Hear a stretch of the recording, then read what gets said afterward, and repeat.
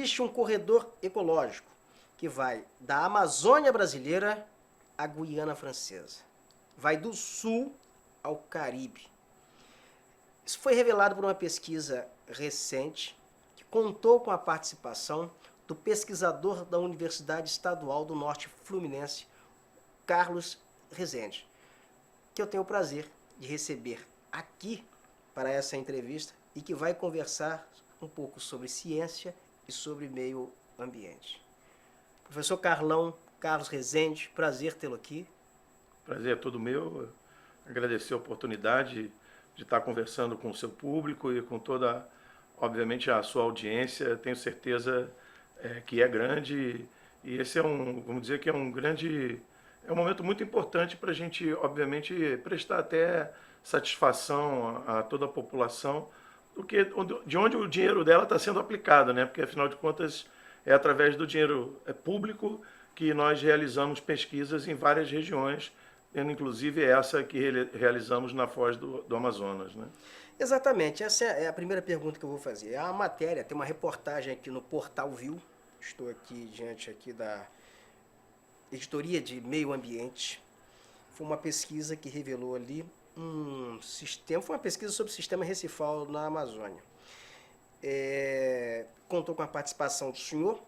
Essa pesquisa está repercutindo internacionalmente, já foi tema de 3 publicações em revistas científicas, assim, revistas internacionais.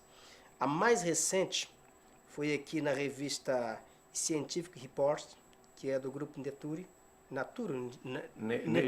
é isso? É. Exato.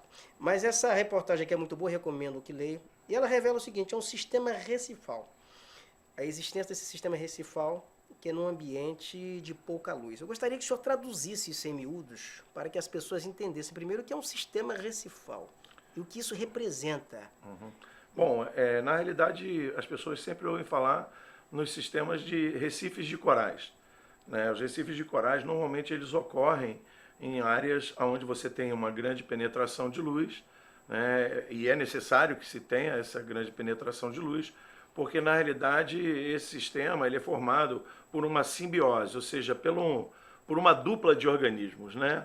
Um animal e outro vegetal, é uma alga e um zooplâncton, né? Que é o animal, e através dessa simbiose, né, eles trabalham juntos para construir esse sistema que normalmente são os recifes de corais, bonitos, como tem em Abrolhos, como tem na região da Austrália, né? São esses bancos maravilhosos em águas claras, também no Nordeste do Brasil, né? Na década de 80, mais ou menos, um pesquisador discorreu sobre uma formação recifal, mais ou menos na altura do Maranhão, na Isóbata, né? Na profundidade de mais ou menos 100, 120 metros.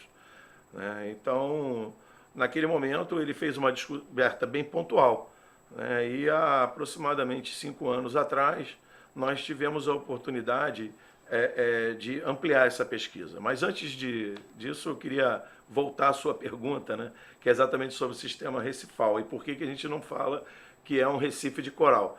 Porque, na realidade, nesse sistema que ocorre na frente do Amazonas e se prolonga para a direção norte, em direção ao Caribe, esse é predominantemente feito por esponjas e algas calcárias, né? Embora haja ocorrência de alguns corais, como o coral negro, mas é muito pouco relevante, vamos dizer, essa ocorrência. Mas a importância da biodiversidade daquela região é fundamental, não só de invertebrados, como, por exemplo, lagostas, entre outros, e peixes também de importância econômica muito grande para aquela região ali. A vida marinha ela se reproduz e se protege nesses recifes de corais, não é isso? Exatamente. Então aquela ali é uma região onde as espécies habitam, né, se protegendo, obviamente, dos predadores, e tem importância também na área reprodutiva deles, né? Não é só para proteger, mas também para se reproduzir e se alimentar, né? Porque ali também se produz material para que alimenta essa cadeia trófica, né? Vamos dizer, alimenta os invertebrados, alimenta os peixes. E nesse sentido o Amazonas contribui não só com um volume de água muito grande, mas com um volume de matéria orgânica proveniente da bacia de drenagem dessa grande floresta, desse grande bioma que ocorre no nosso país e em outros países aqui da América do Sul.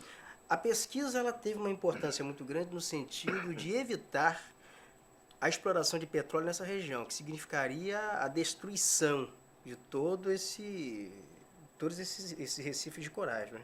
Porque as empresas já estavam lá, Total, que é uma empresa francesa, já estava mapeada a região ali para que ela explorasse petróleo.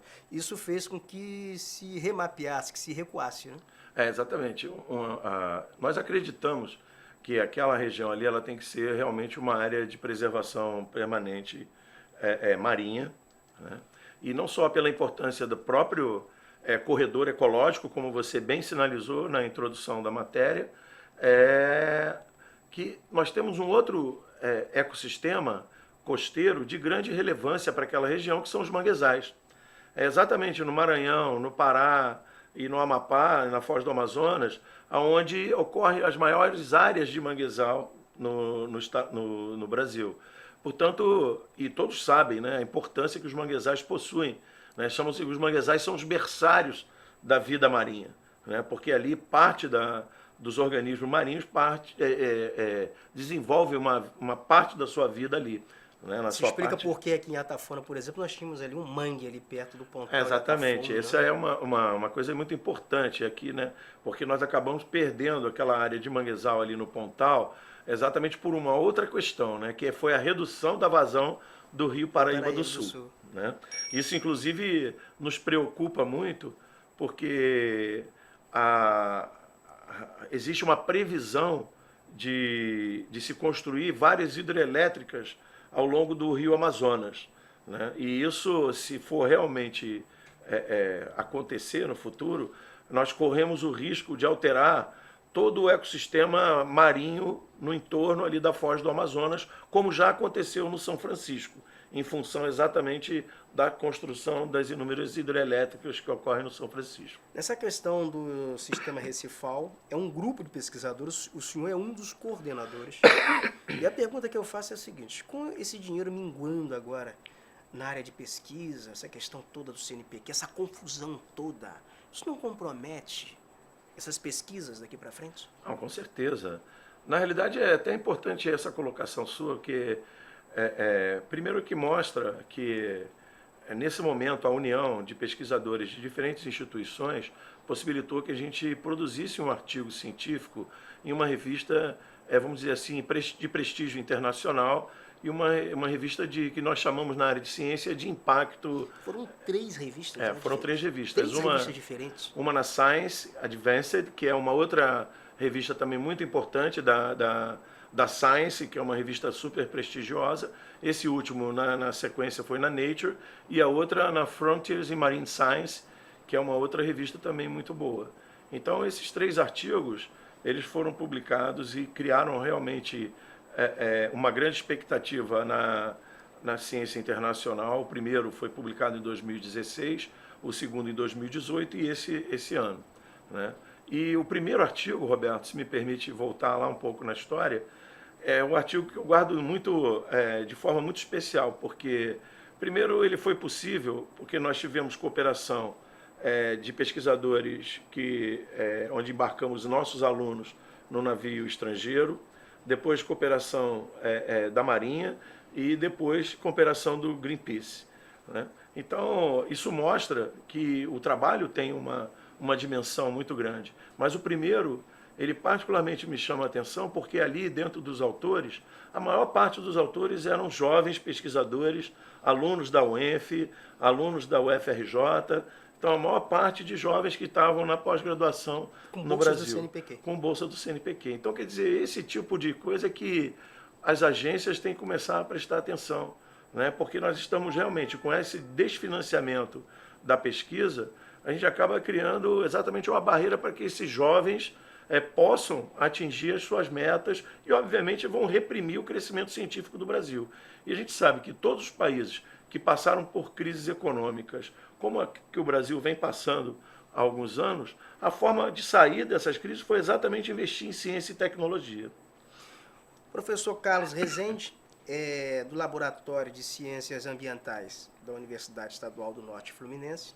Vou puxar o assunto um pouquinho aqui para a nossa região, para a nossa cidade.